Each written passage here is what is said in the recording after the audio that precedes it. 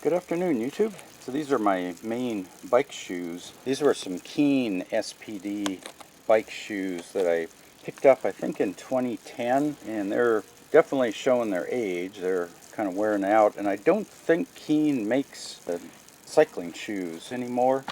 So I picked up this new pair of Pearl Izumi shoes, and I like these a little bit better. So one thing I noticed with the Keens that I didn't really like is on really long rides you tended to get a hot spot on the bottom of your foot because these were a little bit softer.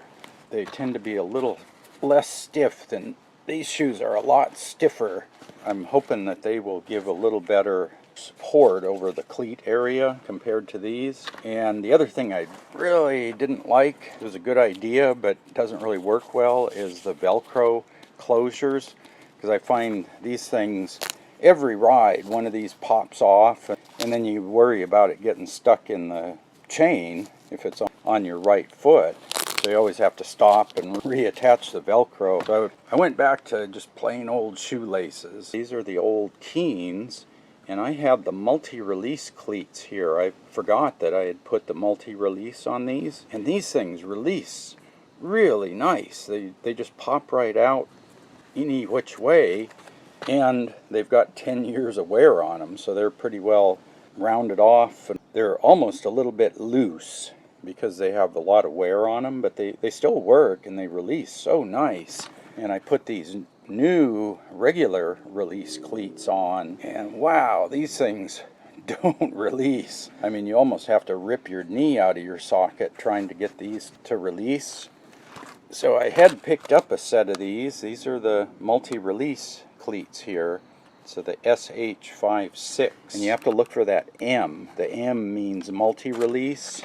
And if there's no M, they're the regular release. So I got a pair of these that I want to swap for those. So one thing I had to do was go in with my little pick here and get the sockets opened up. And then I believe it's a 4mm Allen key on these. Yep. Marked where I had the cleat located there. The other thing I did with these is I slid the cleats as far to the outside of the slot as I could, which moves your foot in, so that keeps your feet closer to the bike. That helps a little bit with Q factor. There's 4mm there. If I had them centered, that would be 2mm on a side, so I lose 2mm on each side of Q factor. So let's see if we can get these out of here. So there's the letter M for the multi-release. Yeah, so right there, and then I slide the cleat over till it's touching on that side.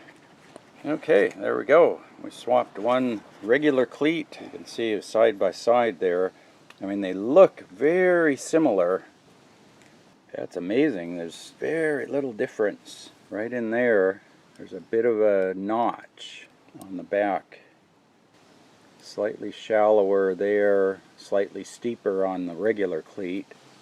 And then this one has a long taper. This one has a really short taper, and then there's that step. These have this more of a step around the outside. You can feel that step, where this one, it's got the long taper there. So you can see the regular cleat is very square on the front, where this one is more tapered underneath. That is the multi-release cleat. I really like these. After riding these new shoes with the standard release cleats, they're like bear traps. They just will not let go of your foot. I was thinking it was just a matter of waiting for them to wear in a bit, but I gave these several months of riding and they weren't getting any better. Okay, we'll get the cleats on there. Yeah, so there you can see how the flat side of these pedals really sticks down when you're riding on the cleats. So when I get into rocky terrain, or if you're in a deeply rutted trail where you're going to hit the side of the trail, that's where I'll unclip and run on the flat side. As you can see how the side of the pedals really got chewed up there because I was riding clipped in. But yeah, these seem to release a lot nicer. So You can see I'm clipped in there, and kind of hard to do on the bike stand, but yeah, that pops out pretty easy. Clip in there, clip in pretty nice, and I usually release to the outside, so yeah, it feels pretty good. Yeah, I think they'll have to wear in a little bit, but I think that's going to work a lot better. And now I don't have to worry about the Velcro straps coming loose. And these just seem to be a little nicer shoe, and they're not quite as insulated as the Keens. The Keens had a really thick foam padding inside, where these have a little more venting. So they'll probably be a little cooler in the summer. So I think I'll keep the Keens around for cold winter rides, and then most of the time I'll be running these.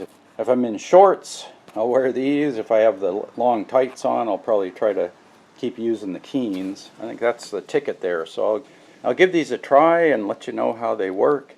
So maybe I'll try to do an update from the trail, give you an update on how the cleats work, and then we'll also see how the new 1145 cassette works. And so far I'm really liking that cassette. I've ridden it on the road, and the top end is really nice, so I want to get out and try out the 38 and the 45 cogs on there, see how they work off-road.